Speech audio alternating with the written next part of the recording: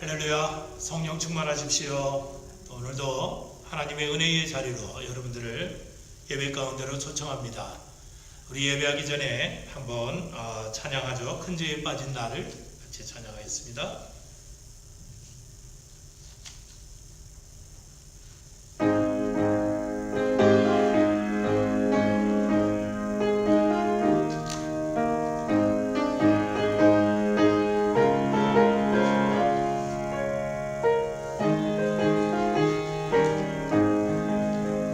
큰 죄에 빠진 나를 주 예수 건지사 그 넓은 품에 다시 품으신 은혜는 저 바다보다 높고 저 하늘보다 높다. 그 사랑 영원토록 나 찬송하리. 날로 더욱 귀하다. 날로 더욱 귀하다. 한이 없이 넓은 우리 주의 사랑 날로 더욱 귀하다. 옛날에 유대 땅에 주 예수 다닐 때 은혜 받으려고 눈물이 번일 때 눈먼 자 병든 자를 다 고쳐주셨으니 이 같은 죄인까지 은혜 받도다. 날로 더욱 귀하다.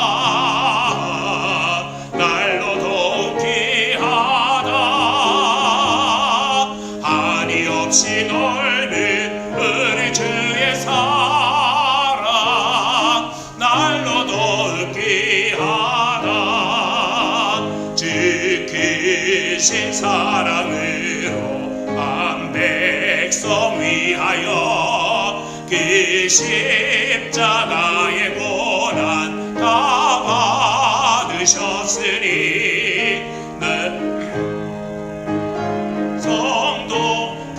소리 함께 높여 온 천지 울리도록 주 찬송하리라.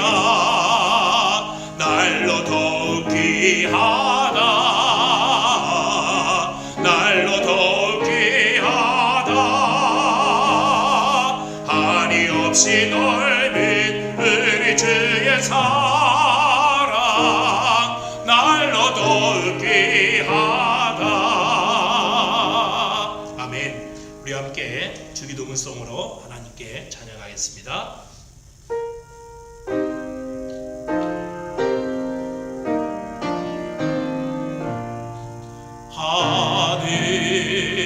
하늘에 계신 아버지 이름 거룩하사 주님 나라 임하시고 뜻이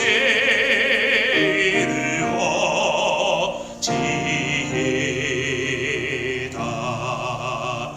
일용할 양식 주시고 우리들의 큰 죄 다 용서하옵시며 또 시험에 들게 마시고 악에서 구원하소서.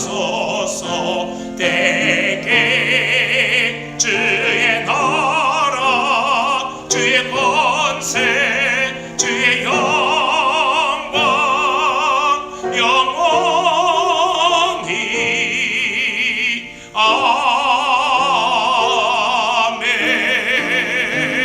아멘. 이스라엘아 들으라. 우리 하나님 여호와는 오직 하나인 유일한 여호와이시니 너는 마음을 다하고 뜻을 다하고 힘을 다하여 내 하나님 여호와를 사랑하라. 하나님은 영이시니 예배하는 자가 신령과 진정으로 할지니라. 아멘. 29장 우리 함께 찬양합시다.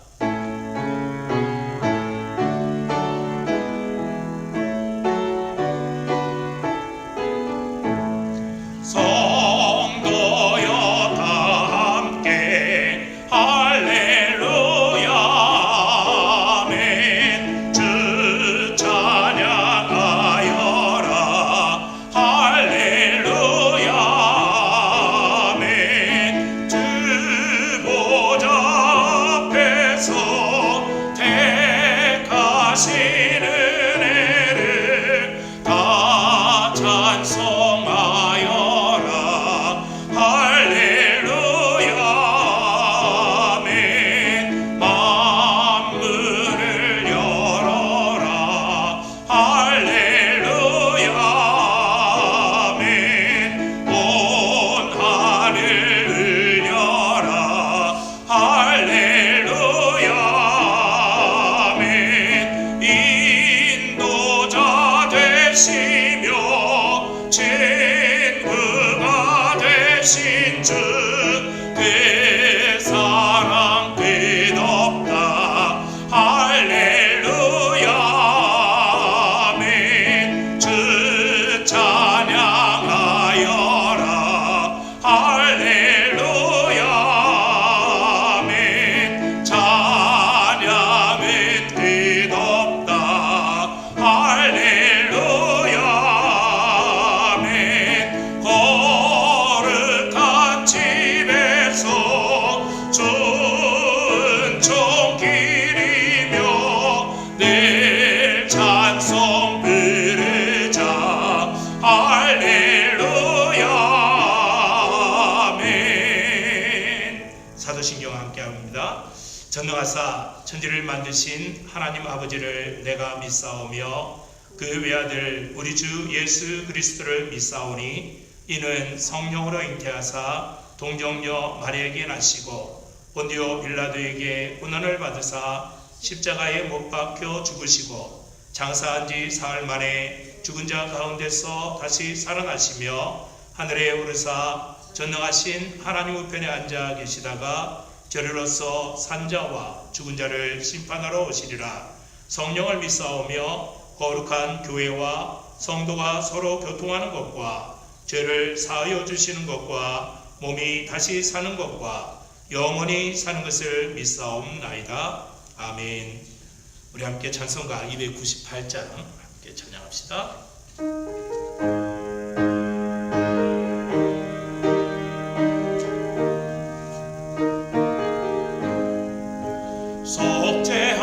속죄하신 구세주를 내가 찬송 자유 주시려고 주가 고난 당했네. 그 신 사랑 찬양하리. 나의 죄 사하려고 십자가에 죽임 당한 나의 주 찬양하리.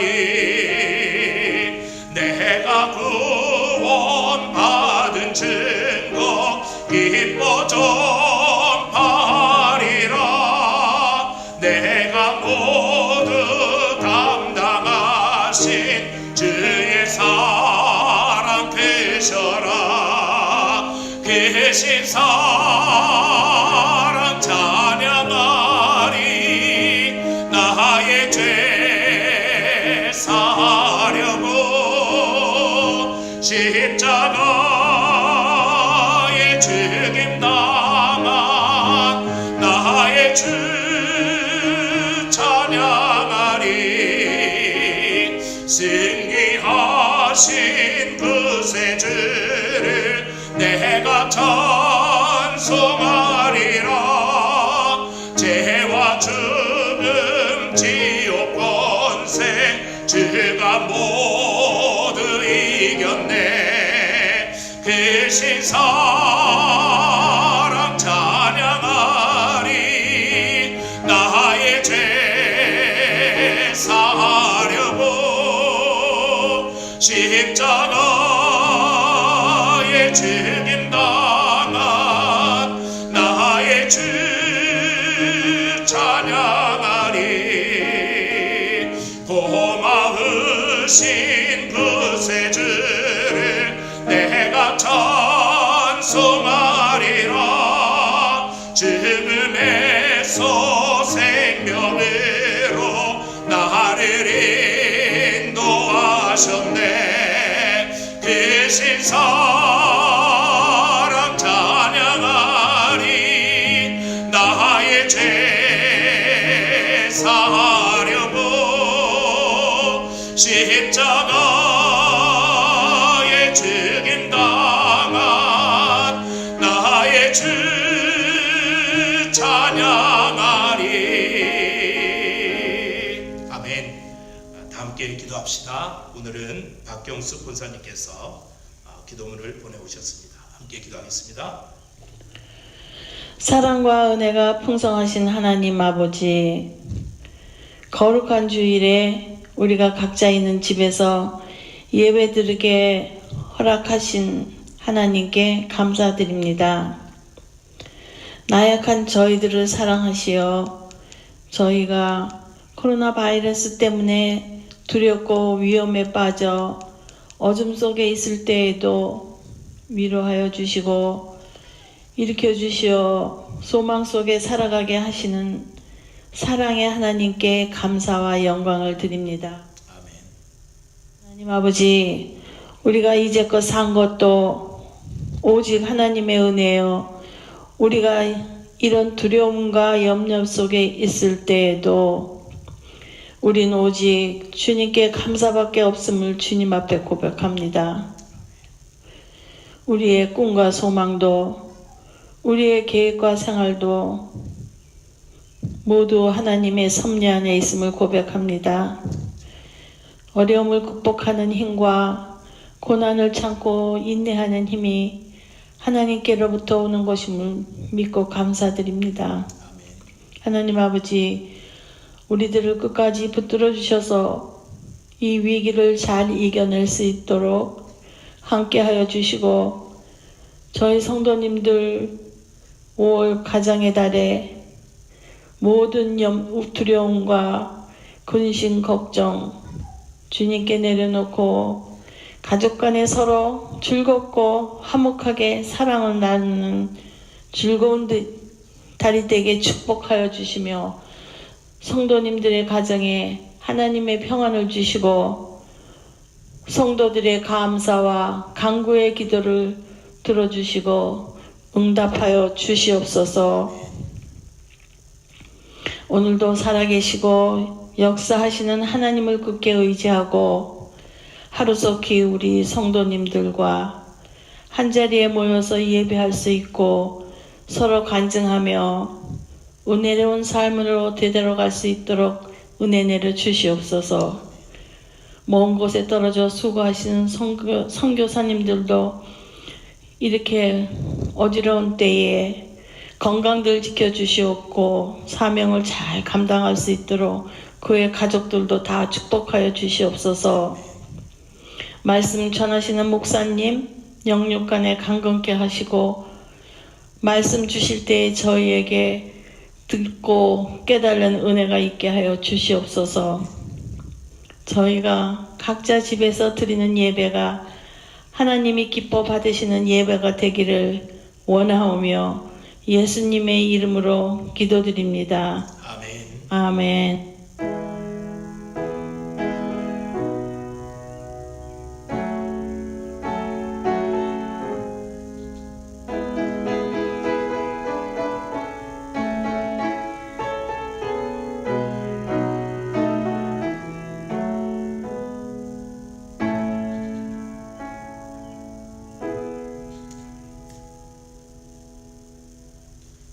오늘 말씀은 시편 57편 1절에서 11절 말씀입니다. 우리 박수경 집사님께서 성경 봉독을 보내오셨습니다. 함께 묵상하겠습니다. 오늘 성경 봉독 말씀은 시편 57편 1절에서 11절 말씀입니다. 하나님이여 나를 긍휼히 여기시고 나를 긍휼히 여기소서. 내 영혼이 주께로 피하되 주의 날개 그늘 아래서 이 재앙이 지나기까지 피하리이다. 내가 지극히 높으신 하나님께 부르짖으며 곧 나를 위하여 모든 것을 이루시는 하나님께로다. 저가 하늘에서 보내사 나를 삼키려는 자의 비방에서 나를 구원하실지라. 하나님이 그 인자와 진리를 보내시리로다. 내 혼이 사자 중에 처하며 내가 불사르는 자 중에 누웠으니 곧 인생 중에라. 저희 이는 창과 살이요 저희 혀는 날카로운 칼 같도다. 하나님이여 주는 하늘 위에 높이 들리시며 주의 영광은 온 세계 위에 높아지기를 원하나이다. 저희가 내 걸음을 장애하려고 그물을 예비하였으니 내 영혼이 억울하도다. 저희가 내 앞에 웅덩이를 팠으나 스스로 그 중에 빠졌도다. 하나님이여 내 마음이 확정되었고 내 마음이 확정됐사오니 내가 노래하고 내가 찬송하리이다. 내 영광아 깰지어다. 비파야 수금아 깰지어다. 내가 새벽을 깨우리로다. 주여 내가 만민 중에서 주께 감사하오며 열방 중에서 주를 찬송하리이다. 대저 주의 인자는 커서 하늘에 미치고 주의 진리는 궁창에 이르나이다. 하나님이여 주는 하늘 위에 높이 들리시며 주의 영광은 온 세계 위에 높아지기를 원하나이다. 아멘. 감사합니다. 설교 말씀 드리지 말고 그냥 성경을 계속 읽기만 해도 감사할 것 같습니다. 굉장히 은혜로운 말씀 다시 한번 감사드립니다. 우리 말씀 듣기 전에 찬송 하나 할까요? 오 놀라운 구세주 예수 내주. 이 가사 하나하나가 여러분들의 신앙 고백이 되기를 원하고 이 가사 하나하나를 통하여서 여러분들이 힘들고 어려운 시기에 큰 능력의 위로가 되는 귀한 찬양이기를 원합니다. 우리 같이 한번 찬양하죠.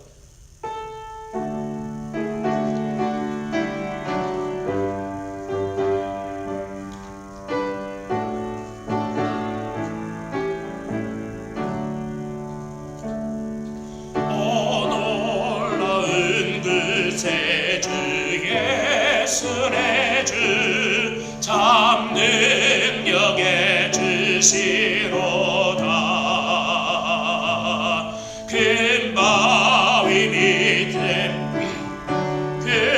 그곳으로 내 영혼을 숨기시네. 메마른 땅을 종일 걸어가도 나 피곤치 아니하며 저 외험한 곳 내가 이를 때면 큰 바위에 숨기시고 주 손으로 덮으시네. 오 놀라운 구세주 예수의 주 내 모든 짐 벗기시네. 죄악에서 날 끌어 올리시며 또 나에게 힘 주시네. 메마른 땅을 종일 걸어가도 나 피곤치 아니하며 저 외험한 곳 내가 이를 때면 큰 바위에 숨기시고 주 손으로 덮으시네. 증량 못할 은혜로 채우시며 늘 성령에 담아주사 큰 기쁨 준 주님을 찬양토록 내 세듬을 도우시네. 메마른 땅을 종일 걸어가도 나 피곤치 아니하며 저 외험한 곳 내가 이를 때면 큰 바위에 숨기시고 주 손으로 덮으시네. 주 예수님 공중에 임하실 때 나 일어나 맞이하리. 그 구원의 은총을 노래하리. 저 천군과 천사 함께 메마른 땅을 종일 걸어가도 나 피곤치 아니하며 저 외험한 곳 내가 이를 때면 큰 바위에 숨기시고 주 손으로 덮으시네. 아멘. 지난 한 주간에도 헌금을 보내신 그러한 성도님들 계십니다. 제가 명단을 말씀드리겠습니다. 저희 가정에서 11조와 주일 헌금 드렸습니다. 그리고 서종승 권사님께서 주일 헌금 보내오셨고요. 그 다음에 최부자 권사님께서 11조와 또 건축 헌금 보내오셨고, 박경숙 권사님께서 11조 보내오셨습니다. 이지영 권사님께서 11조와 주일 헌금 보내오셨고, 신영역 양홍명 권사님께서 선교 헌금과 그리고 부활절 헌금과 11조 헌금 보내오셨습니다. 그리고 여러분들이 잘 모르실 텐데 아이잭이라고 이웃 교회 교인이 저희 교회에 또 감사 헌금을 보내오셨습니다. 혹시라도 제가 호명하지 않으신 분들은 배달 사고가 있으니까 저에게 바로 연락하시기를 바랍니다. 우리 헌금 들으신 성도들을 위하여서 잠깐 기도하도록 하겠습니다. 하나님 아버지, 은혜를 진심으로 감사합니다. 거룩하고 복된 주일을 맞게 하시고 하나님의 능력의 손이 우리를 붙들고 이끌어가게 하심을, 우리가 믿음으로 바라보게 하심을 감사합니다. 오늘도 하나님께서 베푸신 그 은혜에 감사하여 이 모양 저 모양으로 우리 하나님 되심을 나타내며 우리 주님 앞에 헌금을 드린 귀한 성도들이 있습니다. 11조 헌금으로, 건축 헌금으로, 주일 헌금으로, 감사 헌금으로, 또 시간과 마음을 들여 하나님께 영광을 드리는 그 마음으로 우리 하나님을 사랑하는 여러 가지 그 사랑을 나타내게 하심을 감사합니다. 드린 손길들 복되게 하시고 하나님의 충만하시고 하나님의 능력의 편팔로 우리 성도들을 붙드시며 넉넉한 하나님의 은혜를 각 가정에 내려주시옵소서. 오늘도 두려움에 떠는 자들 말씀을 통하여 그 두려움이 사라지게 하시고, 근심 가운데 있는 자들 말씀 통하여 근심이 변하여 기쁨이 될 수 있도록 하시고, 염려 가운데 있는 성도들 그 염려가 변하여 찬송과 기도가 되어질 수 있도록 축복하여 주시옵소서. 우리에게 내려주신 하나님의 은혜를 감사드리며 예수님 이름으로 기도드립니다. 아멘. 오늘 본문으로 나와 있는 시편 57편에 있는 말씀은 우리가 잘 알고 있는 다윗이 가장 힘들 때 기록한 성경입니다. 여러분들이 이 시편 57편을 읽으면 어떻게 사람이 절망 가운데 빠져 있고 가장 힘들 때 기록한 것인데 이런 내용이 나올 수 있을까 하고서 의아해하시는 그러한 분들이 많으시리라고 생각이 됩니다. 다윗은 우리와 다르죠. 또 다윗과 같은 믿음을 많은 분들이 갖기를 원하지만 우리는 다윗을 쫓아갈 수 없음을 다 고백을 합니다. 그러나 다윗이 섬긴 하나님과 우리가 섬기고 있는 그 하나님은 동일하신 하나님이십니다. 다윗 때에도 역사하셨지만 오늘날 우리에게도 동일하게 역사하시는 하나님이심을 우리가 믿고 있습니다. 이 1절 말씀이 굉장히 은혜로워서 여러 번역들이 다 내용들을 각각 달리하고 있습니다. 제가 여러 번역 성경들 가운데서 특히 조금 은혜가 되어서 공동 번역에 있는 말씀을 1절 말씀을 여러분들에게 한번 전해드리겠습니다.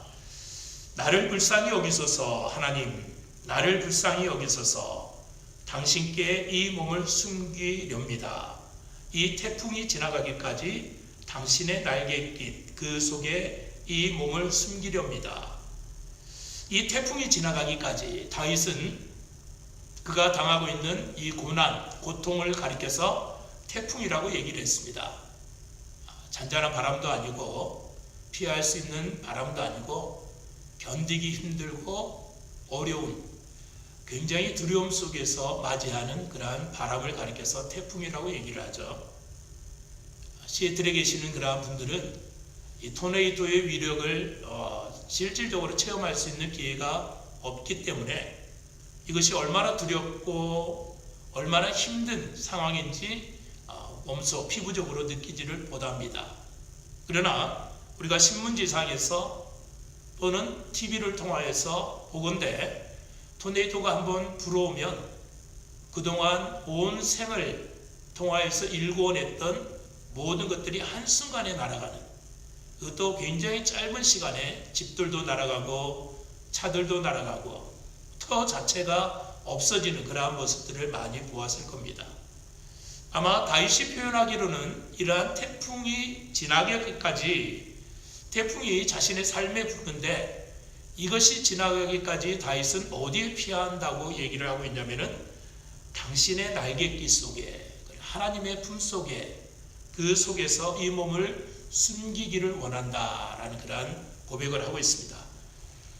오늘 말씀은 요한복음 11장의 나사로의 죽음, 그리고 시편 57장에 다윗이 가장 힘들고 어려운 상황, 이 두 상황을 연결을 해서 성경에 기록되어 있는 하나님의 말씀들이 현대를 살아가는 우리들에게 어떤 은혜를 주고 어떤 교훈을 주는 것인지, 우리가 이 말씀을 어떻게 우리의 삶에 적용하면서 이 말씀으로 용기를 얻고 어려운 상황을 극복해 나갈 것인지, 이 두 군데의 성경을 대비하면서 함께 풀어나가기로 하겠습니다. 먼저 요한복음 11장을 보면 나사로의 가정에 굉장히 슬픈 일이 닥쳐오게 됩니다. 나사로가 젊은 나이에 죽은 겁니다. 그 가정은 예수님을 사랑하는 그러한 가정이었습니다. 누이 동생 두 사람이 있는데 한 명의 이름은 마리아요, 한 명의 이름은 마르다라는 결혼도 하지 않는 이 처녀들이 오로지 오라버니 나사로만 의지하면서 살아간 그러한 가정입니다. 예수님을 사랑했던 그러한 가정이었고, 또 예수님께서도 그 가정에 나사로와 자매들을 사랑하셨습니다. 그런데 오라비 나사로가 어느덧 병에 걸리더니 시름시름 앓기 시작하자 죽을 병에 걸린 그러한 경우를 맞이하게 됩니다. 그 상황에서 이 마리아와 마르다는 빨리 예수님께 사람을 보내어서 예수님께 요청을 청합니다. 요청을 청하고 기다리는 중에 오라비 나사로가 죽어버린 겁니다. 그러니까 예수님께 이 소식을 전하여도 예수님은 오시지를 않았습니다. 할 수 없이 예수님을 기다리다가 나흘이나 돼서 장례식을 치릅니다. 그제서야 예수님께서 이 가정에 찾아오셨습니다. 그리고 나서 예수님께서는 무덤으로 가셨지만 이미 죽은 지 나흘이나 지나서 시체가 썩은 내가 날 그러한 정도로 그 시체가 부패한 상황이었습니다. 그런데 예수님께서는 그곳에서 이미 죽어서 썩어 냄새가 나는 나사로를 살리시는 기적과 같은 그러한 일이 일어나는 것이 요한복음 11장의 나사로의 사건입니다. 이 나사로의 사건을 통하여서 우리들이 볼 수 있는 것은 예수님께서 결국 생명의 주인이 되신다라는 것을 보여주고, 죽음의 권세조차도 이기시는 하나님이시다라는 것을 보여주는 사건이기 때문에 이것이 굉장히 중요합니다. 결국은 예수 그리스도를 믿기만 하면 생명이 보장되는 영생을 얻는 그러한 것임을 나사로의 사건을 통하여서 우리들에게 보여주고 있는 것이죠. 이 엄청난 사건이 성경에 기록이 되어 있는데, 성경에 기록되어 있는 이 사건이 오늘날 성도들에게 어떤 의미가 있으며 우리들에게 주는 교훈이 무엇인지, 주님께서 주시는 이 메시지를 우리 성도들이 이 가운데서 발견을 해야 됩니다. 그래야만이 성경을 묵상을 할 때에 그 말씀은 과거에 지나간 옛 이야기가 아니라 오늘도 살아서 우리들의 삶 속에서 역사하시는 하나님께서 주시는 그 말씀으로 들리고, 그 말씀을 통하여서 우리가 닥쳐져 있는 현실과 상황들을 건너뛸 수 있고 이길 수 있기 때문에 그렇습니다. 그래서 성경은 과거에 사람들이 경험했던 하나님에 대한 이야기가 아니라 오늘도 살아계셔서 우리에게 말씀하시는 하나님의 말씀임을 먼저 깨달아야 된다는 것이죠. 이 나사로의 교훈을 통하여서 오늘도 우리들에게 말씀하시는 하나님의 음성을 듣고자 합니다. 여러분들이 무덤을 먼저 한번 생각을 해보십시오. 무덤은 거기에 슬픔이 있고 절망이 있고 또 아픔이 있고 어두움이 있는 그러한 것을 의미합니다. 무덤은 당시에도 있었지만 또 당시에 유대 땅에도 있었지만 우리나라에서도 있었고 사람들이 살고 있는 어느 곳에나 다 무덤은 있습니다. 과거에도 있었고 현재에도 있는 것이 무덤이라는 얘기입니다. 그러니까 슬픔과 고통과 또 근심과 어두움은 사람들이 살아있는 그 순간 동안, 그 시간 내내 따라오는 그러한 것들이라는 것이죠. 그런데 이 무덤은 사람들이 생각을 할 때 나이가 많아서 죽는 것에 대해서는 자연스럽게 받아들일 수가 있지만, 나이가 한창 젊은 나이인 그것도 예수를 잘 믿는 가정에 사람이 죽었다라는 것은 참 이걸만큼 슬픈 것도 없고, 정말 인간적으로 하나님을 향해서 원망할 수 있는 그러한 내용이 이곳에 굉장히 담겨져 있습니다. 하나님을 향해서 따질 수도 있고 화가 나기도 하는 그러한 사건이고 그러한 장면입니다. 무덤은 절망 그 자체죠. 슬픔이고, 무덤이라는 것은, 죽음이라는 것은 인간의 힘으로 어떻게 할 수 없는 그러한 것을 가리켜서 죽음이라 얘기하고 무덤이라고 이야기를 합니다. 이런 것들을 우리 성도들도 많이 경험했으리라고 이렇게 생각이 됩니다. 특히 우리 교회는 연세 드신 분들이 참 많이 있는데, 일제시대를 경험했던 그러한 성도들도 계실 것이고, 그 시대를 지나서 6.25 한국전쟁을 겪었던 그러한 분들도 계실 것이고, 또 4.19를 통하여서 정치적인 혼란과 경제적인 혼란 가운데서 그 보릿고개를 힘들고 어렵게 눈물로 넘었던 그러한 분들도 많이 계시리라고 생각이 됩니다. 정말 그 시절에는 어디에 소망을 둘지, 어디에 소망을 우리가 두어야 될지 알지 못했던, 참담했던 그러한 시대였음을 고백합니다. 이처럼 무덤이 있어서 우리에게 희망이 없고 소망이 없는 그 세대를 지나온 성도들이 참 많이 있었다는 것이죠. 그런데 이것을 우리의 현재의 상황에도 대비할 수가 있습니다. 각 개인에게 닥치는 어려움이 될 수도 있고, 각 가정에 닥치는 힘든 일이 될 수도 있고, 아니면 어떤 한 사회에 닥치는 힘든 일이 될 수도 있고, 또 어떤 교회에 닥치는 그러한 상황이 될 수도 있습니다. 근데 성경을 보면 이러한 무덤과 같이 짓눌러 있는 곳에서도 기쁨이 회복되어지는 그러한 일들이 일어났다는 것입니다.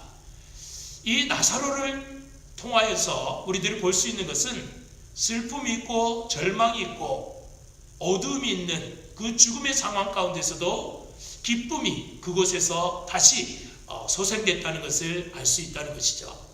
그것이 무엇이냐면 기도입니다.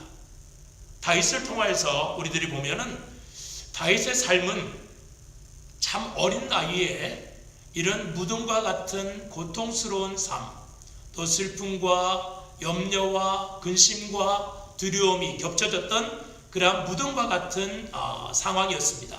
그런데 다윗은 시편을 통하여서 우리들이 다윗을 살펴볼 때 오직 무엇만 의지하고 무엇으로 힘을 삼았냐면은 오직 하나님만 의지하고 기도로 힘을 삼아서 그 어려운 무덤과 같은 상황 속에서도 오늘 시편 57편과 같은 이 놀라운 기쁨의 찬양으로 변화되고 바꿔지는 그러한 모습을 보게 되더라는 것이죠. 그렇기 때문에 오늘 우리들에게 나사로와 같은 무덤과 같은 슬픈 현실이 있을지라도 시편 57편에 나오는 다윗과 같은 기도의 모습으로 이러한 슬픔 현실을 뛰어넘을 수 있는 방법이 있음을 성경은 우리들에게 말씀을 하고 있습니다. 다윗은 도망자의 신세였고 가는 것이 광야였기 때문에 할 수 있는 것이라고는 기도밖에 없었고 해야만 되는 것이 기도밖에 없었습니다. 참담한 그러한 상황을 다윗은 기도로 어려움을 이겨냈다는 것입니다. 네, 문제는 무엇이냐면, 그리고 우리가 생각해야 될 부분이 무엇이냐면, 우리 한국교회를 하나의 예를 들어서 살펴보면은 한국교회만큼 기도에 열심이 있고 기도에 열정이 있는 나라들은 없습니다. 새벽같이 기도하고 또 금요일이면 밤이 새도록 기도하고 수시로 기도하는 그러한 민족들, 그러한 나라들은 한국교회밖에 없음을 우리들이 고백합니다. 그런데 문제는 무엇이냐면 이렇게 기도가 많지만 한국교회의 약점이 기도에 능력이 없다는 겁니다. 우리 성도들도 기도는 많이 하지만 기도의 능력이 나타나지 않는다는 것입니다. 나사로를 살릴 수 있는 그러한 능력이나 우리의 마음에 있는 슬픔 사라지는 그러한 능력이 나타나지를 않습니다. 우리의 마음속에 있는 염려 이것이 사라지지를 않는다는 것이죠. 우리가 기도하고 있음에도 불구하고 다른 사람들을 바라볼 때 미워하고 원망하는 것들이 사라지지를 않는다는 것이죠. 우리가 기도를 안 해서가 아니라 기도를 하고 있음에도 불구하고 이러한 기도의 능력이 우리들의 삶에 나타나지를 않는다는 것입니다. 그 이유가 무엇일까요? 우리가 기도를 안 해서 그런 것도 아니고 기도를 하고 있는데 왜 그 기도의 능력이 나타나지 않을까요? 오늘 본문은 그 이유에 대해서 이렇게 말씀을 하고 있습니다.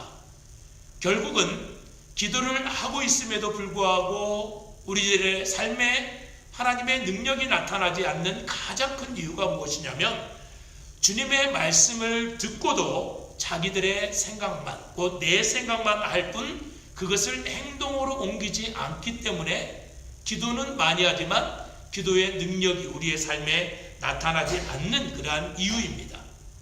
예수님께서 나사로가 죽어 있는 그러한 무덤가에 갔습니다.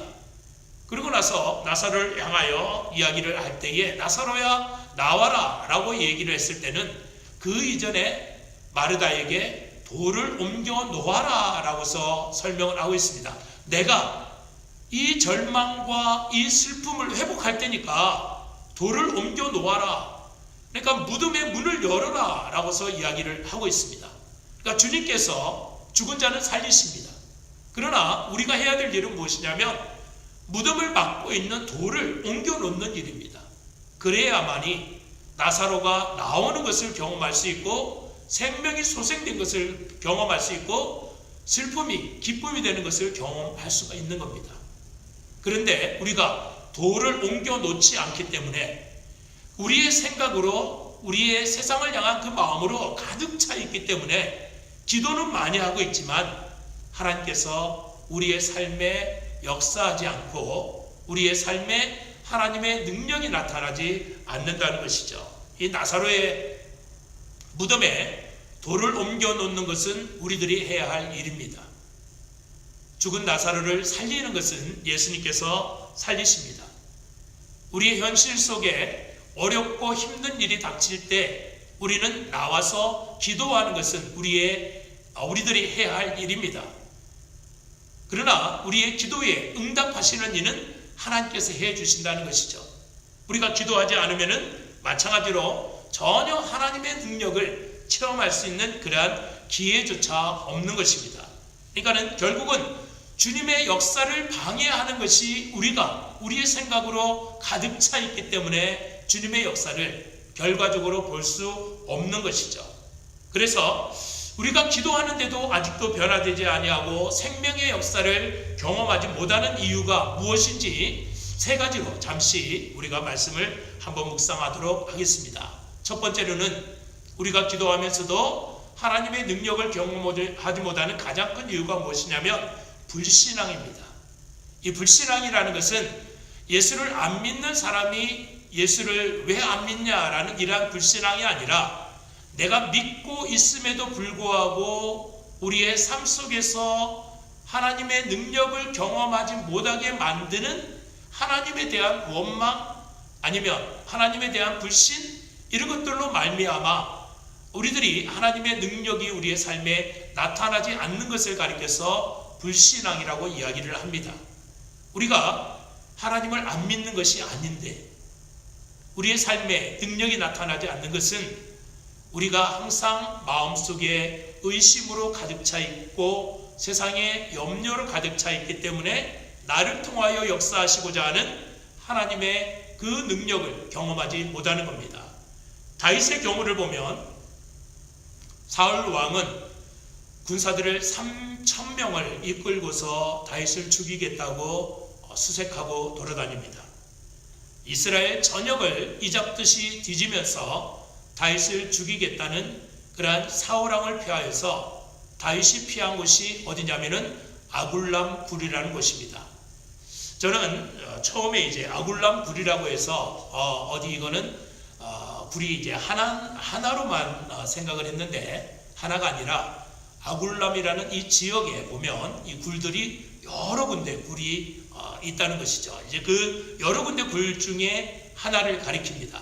그런데 광야에서 굴은 어떤 곳이냐면은 짐승들이 그곳에서 머무는 곳입니다. 짐승들의 거처가 된다는 것이죠.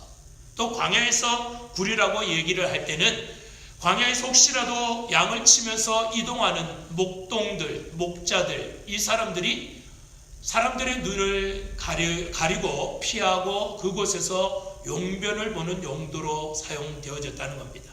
그러니까는 다윗이 한번 생각을 해보시면 그 생명을 보존하고자 하기 위하여서 이 아굴람 굴에 숨게 되는데 그 굴은 짐승들이 거처하는 곳이고 사람들이 오고 가고 하면서 용변을 보았던 그러한 용도로 사용되었던 그러한 곳이라는 것이죠. 우리들이 성경을 통하여서 보셔서 아시듯이 사울 왕도 다윗을 쫓아다니다가 용변이 급해서 굴속에 들어가서 용변을 보는 그러한 장면이지 않습니까?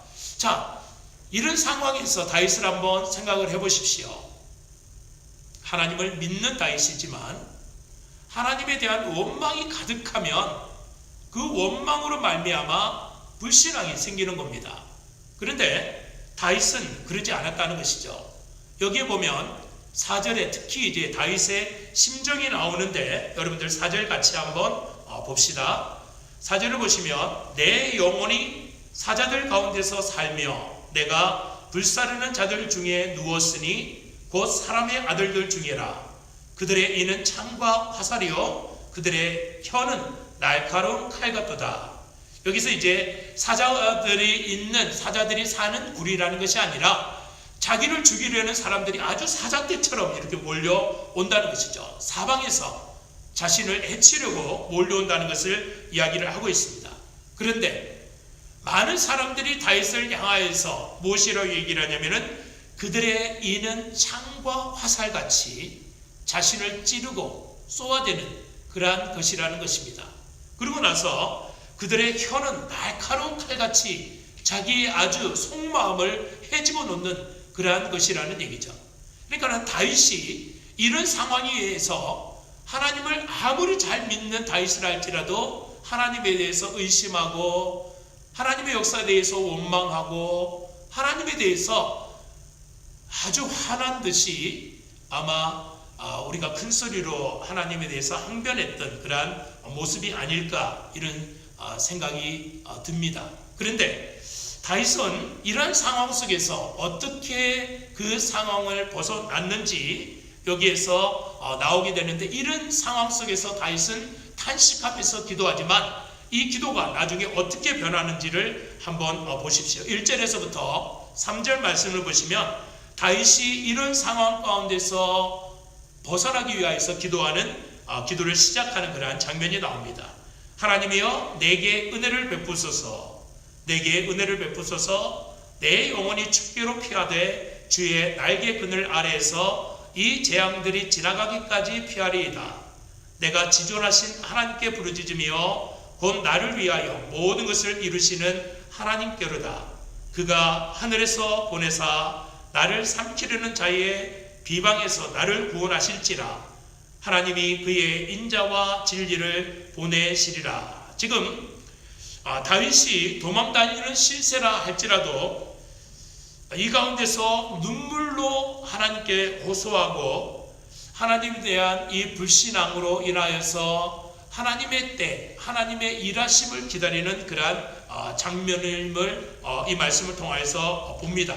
그런데 무엇이냐면요, 이 하나님을 섬기는 다윗의 마음이 입으로만 하나님을 섬긴다라고 고백한 것이 아니라 하나님께 자신의 마음을 온전히 드렸다라는 것이 우리와 다른 점입니다.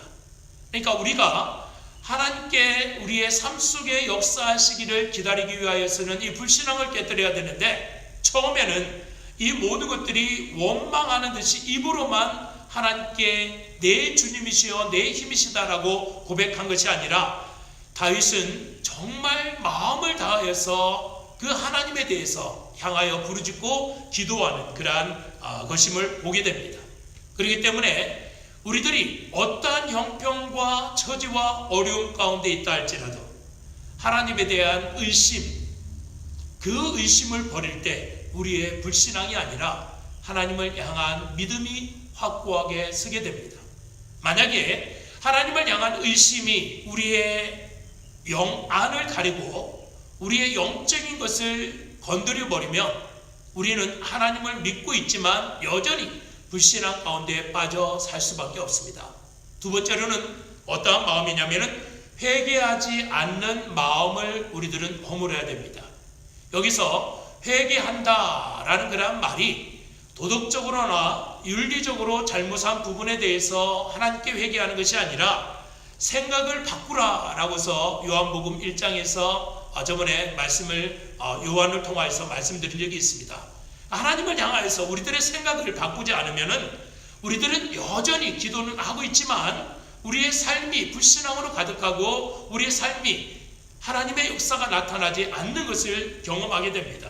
그러니까 하나님에 대해서 우리들의 생각이 바꾸면은 이 모든 것들이 하나님을 향한 믿음이 우리들 가운데서 일어나게 된다는 것이죠. 그러니까 사람에 대한 생각 우리들이 바꿔야 되고요. 우리의 현실의 삶에 대한 어려움들 우리의 생각이 바뀌어야 된다는 겁니다. 또 우리가 슬퍼하고 염려하고 근심하는 것에 대해서 우리들의 생각이 바꿔야 된다는 것이죠. 무엇보다도 하나님을 사랑하는 우리의 마음이 우리의 눈은 세상을 바라보고 있다라면 빨리 그 생각을 바꾸라는 것입니다. 우리가 하나님을 섬기고 하나님을 믿는다 한다라면 온전히 세상으로 향하는 눈을 돌려서 우리의 마음을 바꿔서 하나님께로 그 포커스를 맞춰야 된다는 것을 여기에서 설명을 하고 있는 것이죠. 결국은 나사로를 일으키는 것은 내가 일으키는 것이 아닙니다. 예수님께서 일으켜 주시는 것이죠. 내가 할 일은 돌을 치우는 것이고 내가 할 일은 주님과 나 사이에 가로막혀 있는 이 담을 허무는 것입니다. 그것이 두 번째로는 우리의 생각을 바꾸는 것이고 우리의 생각이 온전히 하나님께로 고정시키는 것이라고 여기에서 이야기를 하고 있습니다.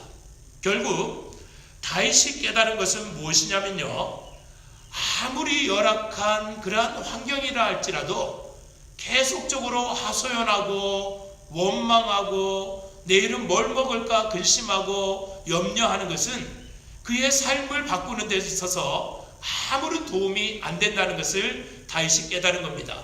그래서 7절에 다윗이 뭐라고 얘기를 하냐면은 그 마음을 확 돌려서 이런 내용의 고백을 합니다. 하나님이여, 내 마음이 확정되었고 내 마음이 확정되었사오니 내가 노래하고 내가 찬송하리로다. 하나님, 이제 내 마음이 확정되었습니다.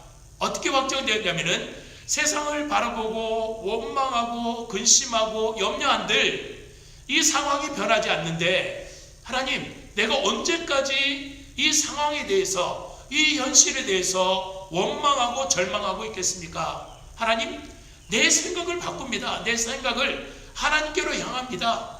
하나님과 내 사이에 가로막혀 있던 이 벽을 허물어 버리겠습니다. 내 마음을 하나님께 두기로 내가 확정하겠습니다. 내가 작정하겠습니다. 그리고 내가 노래하고 내가 찬송합니다. 라고서 다윗이 이 마음을 바꾸는 그 장면이 7절에 있습니다. 결국은 하나님을 향한 그러한 탄식, 원망과 절망 이런 것들이 바뀌어서 찬송이 되는 것을 우리가 볼 수 있는 것이죠. 여러분들이 살면서 하나님과 내 사이에 막혀있는 담을 한번 허물어 보십시오. 우리가 그동안 세상으로 가득 차있던 이 생각에서 한번 벗어나 보십시오. 이것을 하나님께로 한번 돌려보시고 하나님께로 우리의 마음을 확정시켜서 오직 주만이 나의 힘이고 주만이 나의 의지할 분이시며 나의 도움이십니다라는 이러한 마음을 한번 확정시켜 보십시오. 담을 허물면 보이지 않는 것들이 보이기 시작합니다. 담을 허물면 안 보이던 사람들이 보이기 시작할 겁니다. 담을 허물어버리면 사랑하지 못했던 그러한 사람들이 보이기 시작할 겁니다. 담을 허물기 시작하면 내가 용서하지 못했던 그러한 사람들이 보이기 시작할 겁니다. 담을 허물면은 이 슬픈 상황이 아니라 담 너머에 있는 기쁜 상황이 보이기 시작할 겁니다. 돌을 옮겨 놓았을 때 주님께서 나사로야 나와라 했던 그 능력을 우리들이 맛볼 수 있다는 것이죠. 담을 허물지 않으면 우리들은 나사로가 살아나오는 그러한 기쁨을 맞이할 수가 없습니다. 하나님과 내 사이에 담을 허물지 않으면 우리는 여전히 슬픔과 근심 속에서 살아갈 수밖에 없을 겁니다. 그 담을 허물 때 우리들은 하나님의 놀라운 능력과 역사를 경험할 수 있다는 겁니다. 마지막 세 번째로는 순종하는 겁니다.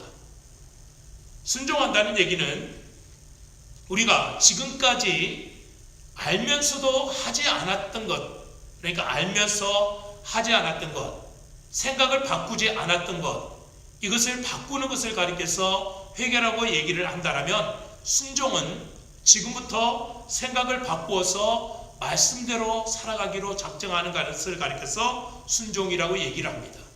그러니까는 회개, 우리의 마음을 바꾸는, 우리의 생각을 바꾸는 것과 순종, 이 둘은 아주 연관이 깊어가지고 항상 따라다니는 겁니다. 우리의 마음이 바꾸지 않으면 순종할 수가 없습니다. 행동으로 옮길 수가 없는 것이죠. 우리의 마음이 바뀌어야만 행동으로 옮길 수 있는 것입니다. 그렇기 때문에 우리가 생각이 바뀌었다면 이제는 순종해야 된다는 것이죠. 우리가 조그맣게 순종을 하면 하나님께서는 크게 역사하십니다. 순종은 이처럼 우리들의 성도들의 삶에 아주 중요한 부분이라는 것이죠. 다윗은 어떻게 했는지 한번 보십시오. 8절을 보시면 내 영광아 깰지어다 비파야 수금아 깰지어다 내가 새벽을 깨우리로다. 그러니까 내 영광아 깰지어다. 지금 다윗은 이 굴 속에서 밤이 새도록 하나님 앞에 기도를 하고 있습니다. 기도가 끝난 다음에 굴에서 벗어나서 왕궁으로 들어가는 이러한 현실이 바뀐 것이 아니라 눈을 떠보니까 여전히 굴속이라 할지라도 다윗은 그 마음이 완전히 바뀐 겁니다. 이 생각이 바뀌니까 그 앞에 보이는 눈이, 보이는 상황들이 완전히 달라 보이기 시작했던 겁니다. 그래서 내가 새벽을 깨운다. 지금 아굴람 굴 속에서 다윗이 자신을 바라보고 있을 때 얼마나 한심하고 얼마나 그 처지가 원망스럽고 그 처지가 얼마나 절망스럽습니까? 다윗이 혼자 그 굴 속에 있는 게 아니었죠. 여러 사람들이 함께 있어야 되고 그 사람들이 온전히 다윗만 바라보고 다윗에게 무엇인가 먹을 것을 구하고 무엇인가 안정된 것을 구하기 위해서 몰려왔던 그러한 사람들이고 온전히 그러한 상황 속에서 다윗만 바라볼 때 다윗이 하지 못하는 자신을 바라볼 때 얼마나 한심스럽고 얼마나 절망스럽겠습니까? 이런 상황 속에서 다윗은 하나님의 말씀에 순종해서 그는 기도합니다. 그리고 나서 내가 새벽을 깨운다. 이 새벽이라는 것은요, 어둠은 이제 싹 물러가고 새로운 날이 밝아오는 그 시점을 가리켜서 새벽이라고 얘기를 합니다. 그러니까 무덤에서, 나사로의 무덤에서 마리아와 마르다가 기쁨을 얻었던 그 시점, 나사로야 나와라 했을 때 그 슬픔이 변하여 기쁨이 되는 그 시점을 가리켜서 새벽이라고 얘기를 합니다. 그러니까 다윗이 고백할 때 내 영광아 깰지어다 비파야 수금아 깰지어다. 내가 그동안 하나님에 대한 찬양을 입고 있었구나. 비파야, 내가 그동안 하나님께 찬양하면서 수금으로 쳤던 그 수금아, 내가 그동안 잊어버렸지만 이제 깨어 일어나서 하나님을 찬양하자. 내가 새벽을 깨우겠다라는 그 얘기를 다윗이 하고 있는 것이죠. 그러다 보니까는 여기에서 새벽을 깨웠을 때 다윗의 두려움이, 다윗의 절망이, 다윗의 분노가 변하기 시작하는 것을 여기에서 보게 되고, 다윗은 이런 상황 가운데 더욱더 하나님을 의지하는 그러한 사람으로 바뀌는 것임을 보게 되고요. 결국은 다윗이 더욱더 담대해지면서 나중에 다른 시편에 어떻게 고백하냐면은 하나님은 나를 돕는 이시요 내 생명을 붙드시는 이이십니다 라는 그러한 고백을 합니다. 다시 말씀드리면 하나님은 나를 붙드시는 분이요 내 생명을 주관하시는 분입니다. 그러니까는 우리가 쉽게 얘기를 하면 하나님 죽든지 살든지 내 생명은 주님께 있사오니 주님께서 알아서 하십시오 라는 그러한 말과도 동일한 겁니다. 다윗이 이처럼 담대하게 이야기를 하고 있는 것이죠. 근데 문제는 무엇이냐면은 다윗은 이것이 되는데 왜 우리는 안 될까 하는 것입니다. 다윗은 이런 믿음으로 확 바뀌어버렸는데 그 상황, 그 절망 속에서 그 아굴람 굴 속에서 기도하면서 일어나 보니까 여전히 현실은 똑같은데 그 마음이 자유함을 얻었는데 왜 우리는 이것이 안 될까 하는 것입니다. 결국은 믿음은 듣고서 지식으로만 가지고 있는 것이 아니라 믿음은 행동으로 나타나는 겁니다. 우리가 믿음이 있다라고 얘기를 할 때는 그것이 행동으로 나타날 때 그 믿음이 우리의 삶 속에서 역사하는 것이 될 수가 있다는 것이죠. 다윗에게 어떻게 행동으로 나타냈는가 하는 것은요, 우리들이 잘 알다시피 다윗이 사울 왕을 봤을 때 사울 왕을 자신이 갇혀 있었던 굴 속에 사윗의 옷자락을 자르고도 굉장히 그 마음속에 불편함이 있었습니다. 그러니까 사울이 어느 날 용변을 보러 들어왔을 때 그 같이 있었던 사람들은 하나님께서 주신 절호의 기회입니다. 이 사울을 죽입시다 라고 얘기했을 때 다윗이 한 얘기가 하나님께서 기름 부으신 그러한 왕을 나는 해치지 않겠다 라고 얘기를 한 것이죠. 그러니까는 어떠한 상황이 우리 앞에 즐겁고 기쁘게 우리가 생각할 때 이거 하나님께서 주신 찬스다 라고 생각하는 그러한 상황이 펼쳐진다 할지라도 그것이 하나님께서 원치 않는 것이었다라면 행동으로 옮기지 않았다는 것이죠. 이것이 살아있는 믿음이라는 겁니다. 우리가 하나님께서 눈 감으시면 되겠지라는 그러한 생각을 참 많이 하시죠. 하나님께서 잠시만 감춰주시면 될 텐데 그런 상황들이 얼마든지 우리들의 어려운 현실 속에 그러한 삶 속에서 있을 수 있습니다. 그렇지만 다윗은 그것이 아무리 자기가 이 아굴람 굴 속에서 벗어나는 길이라 할지라도 사울 왕에게 손 하나 까딱 안 하고 다만 그 옷자락을 자른 것 그것으로 인해서 마음속에 얼마나 불편함이 있었는지를 보게 된다는 것이죠. 이처럼 우리가 가지고 있는 믿음은 우리의 삶 속에서 나타나야 된다는 것이죠. 그럴 때 다윗과 같이 되는 것입니다. 다윗과 같이 안 되는 이유는 우리가 믿음이 있노라 하고 지식으로만 가지고 있는 지식으로만 알고 있는 그러한 하나님을 믿었다라면 다윗과 같은 그러한 삶으로 변하기 위하여서는 그 하나님이 우리의 삶 속에서 역사하도록 우리의 생각을 바꾸고 우리가 순종하면서 하나님의 말씀 속에서 더불어서 살아가는 겁니다. 그럴 때 하나님께서는 우리의 삶 속에서 역사하시고 경험하신다는 것이죠. 그리고 나서 다윗의 찬양이 다시 한번 시작이 되는데 9절에서 11절 말씀 마지막으로 한번 봅시다. 주여 내가 만민 중에서 주께 감사하며 문나라 중에서 주를 찬송하리이다. 무릇 주의 인자는 커서 하늘에 비치고 주의 진리는 궁창에 이르나이다. 하나님이여 주는 하늘 위에 높이 들리시며 주의 영광이 온 세계 위에 높아지기를 원하나이다.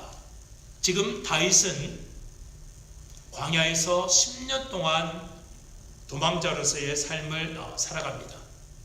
10년이라면 젊은 나이에 이게 짧은 기간이 아닐 겁니다.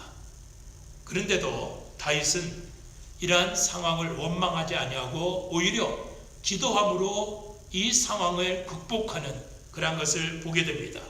그리고 나서 하나님이여 주는 하늘 위에 높이 들리시며 주의 영광이 온 세계 위에 높아지기를 원합니다. 그러니까 하나님께서는 다윗의 삶 속에 다윗의 처지가 비록 절망이고 슬픔이고 어둠이고 아굴람 굴 속이지만 하나님 다윗이 믿는 그 하나님은 하나님으로서의 역사가 나타나기를 다윗이 원하였다는 겁니다. 그러니까 다윗이 자신은 비록 초라한 그런 모습이지만 하나님은 이러한 다윗 속에 초라한 하나님이 아니라 하나님만큼은 이 초라한 다윗을 벗어나서 그 하나님이 열방 중에서 높아지기를 원하는 것이 다윗의 마음이었다는 것이죠. 그래서 다윗은 정말 하나님을 섬기는 그 믿음이 진심으로 그 삶 속에서 나타났던 그러한 믿음을 가지고 있었다는 것을 알게 됩니다. 아까 말씀드린 것처럼 다윗은 혼자만의 사람이 아니었습니다. 다윗 주변에 몰려들었던 사람들이 거의 400명이나 되는 그러한 사람들이었는데 대부분 환난 당한 그러한 사람들, 억울함을 당한 사람들, 빚진 그러한 사람들, 마음이 원통한 사람들, 그러니까는 요즘 말로 하면은 아예 한이 맺혀 있는 그러한 사람들이 400명이나 다윗에게 몰려온 겁니다. 그러니까는 이러한 사람들이 자신과 처지가 비슷한 다윗을 바라보기 시작한 겁니다.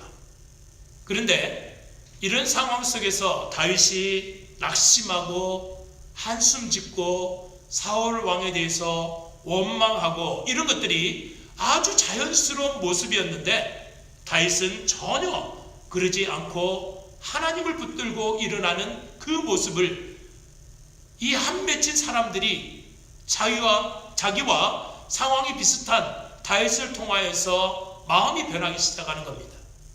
그러다 보니까는 처음에는 아예 이 다윗의 모습이 미쳤다고 생각이 됐겠죠. 어떻게 저런 상황 속에서 기도가 나오고 어떻게 저런 상황 속에서 찬송이 나올까? 이런 오히려 다윗을 원망하고 다윗의 처지를 비웃는 그러한 사람들이 많았을 겁니다. 그런데 10년의 그 생활을 도망자로서 같이 다윗과 생활하면서 그 꾸준하고 변하지 않는 변함없는 하나님을 향한 그 사랑과 마음을 가졌던 다윗을 보면서 이들은 마음이 점점 변하기 시작합니다. 그러고 나서 이 사람들을 통하여서 다윗 왕국의 초석을 놓는 사람들로 바뀌게 되는 것임을 보게 되는 것이죠. 그러니까 우리 가정도 마찬가지입니다. 한 사람이 하나님 앞에 무릎 꿇고 기도할 때에 아무리 힘들고 절망스럽고 원망과 불평이 가득한 가정이라 할지라도 한 사람이 기도하고 변함없이 꾸준하게 하나님을 신뢰하는 그러한 사람이 가정에 한 사람만 있다라면 그 가정은 살아난다는 것이죠. 왜냐하면 우리의 자녀들이 보고 있지 않습니까? 교회가 교회 교육을 잘해서 자녀들이 믿음이 성장하는 것은 아닙니다. 우리의 가정 속에서 어머니의 기도를 듣고 어머니의 찬송을 들으면서 우리의 자녀들이 힘이 되고 위로가 되고 우리 부모님들이 이런 어려운 처지와 형편 속에서도 하나님을 끝까지 신뢰하고 하나님을 원망하지 않고 오히려 기도하는 그러한 모습을 보고 자란 자녀들이 딴 길로 가는 것은 정말 하나님이 안 계신 것과도 마찬가지 있을 수가 있습니다. 그렇지만 하나님이 계시는 이때에 우리의 자녀들이 부모님들의 그 모습을 보고 성장해야 하기 때문에 그들의 믿음이 흔들리지 않았다는 겁니다. 여러분들, 하나님과 여러분들 사이에 우리의 신앙의 의심을 가게 하고 우리의 신앙을 힘들게 하는 그러한 담이 있으면 빨리 허물어 떨어야 됩니다. 아까 말씀드린 것처럼 돌은 우리가 옮겨야 되는 겁니다. 그러면 주님께서 역사하십니다. 나사로야 일어나라 했을 때에 슬픔이 변화해서 그 살아났던 기쁨, 슬픔, 오빠가 죽었다는 그 슬픔보다도 그 슬픔 속에 있을 때보다도 살아난 그 기쁨이 얼마나 컸겠습니까? 다윗이 나중에 아굴람 굴 속에서 벗어나서 왕궁으로 올라갈 때에 그 기쁨이 얼마나 컸겠습니까? 다윗은 끝까지 기도로 견뎠고 기도로 박힌 담을 허물었습니다. 여러분들도 마찬가지로 힘들고 어려운 상황, 불확실한 현실이 우리 앞에 있다 할지라도 이 상황을 우리가 이길 수 있는 힘은 오직 기도밖에 없습니다. 우리가 뭘 하겠습니까? 이 어려운 상황과 이 어려운 현실들 여러분들 기도하시면서 기도로 이겨내시고 기도하면서 힘을 얻으시기를 바랍니다. 우리 이 찬양 하나 합시다. 혹시라도 이 찬양을 하는 중에 방송이 꺼질 수도 있습니다. 왜냐하면 우리가 유튜브로 방송을 하는 거라서 이게 저작권법에 혹시라도 이렇게 걸리면 유튜브에서 강제적으로 방송을 중단하는 그러한 일들이 많이 일어난다고 합니다. 그렇지만 한번 불러봅시다. 기도할 수 있는데 왜 걱정하십니까? 기도하면서 왜 염려하십니까? 우리 이 찬양을 하시면서 힘을 내시고 이 어렵고 슬픈 현실을 우리 모두 믿음으로 이겨내시기를 바랍니다. 같이 찬양합시다.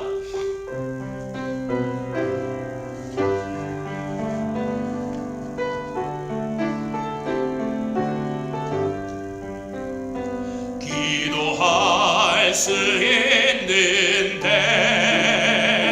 왜 걱정하십니까? 기도하면서 왜 염려하십니까? 기도할 수 있는데 기도할 수 있는데 왜 실망하십니까? 왜 실망하십니까? 기도하면서 왜